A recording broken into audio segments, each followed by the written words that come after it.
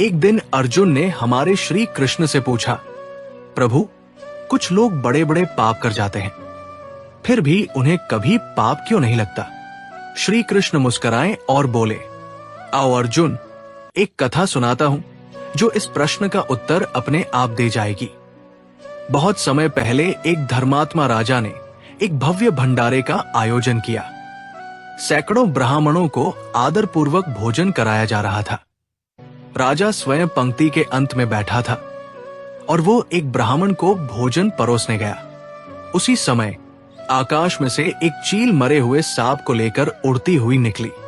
संयोग से उस सांप के विष की कुछ बूंदें उस ब्राह्मण के थाल में गिर पड़ी। कुछ ही क्षणों में उस ब्राह्मण की मृत्यु हो गई।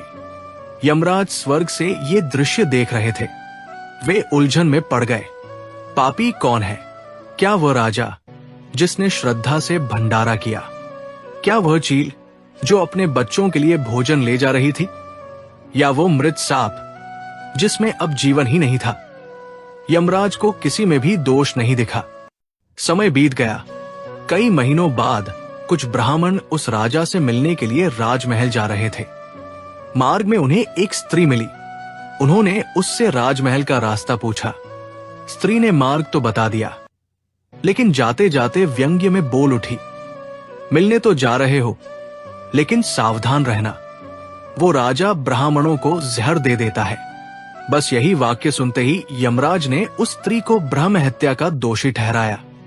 यमदूत चौंक गए, प्रभु, इसने तो किसी की हत्या नहीं की, फिर दोष क्यों?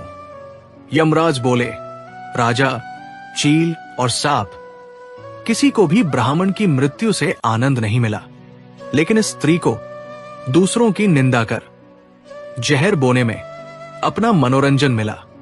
और यही है पाप का वास्तविक बीज।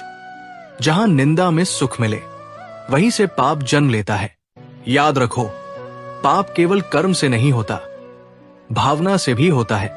और जब हृदय किसी के पतन से संतोष पाने लगे, तो समझो आत्मा का पतन शुरू हो चुका है।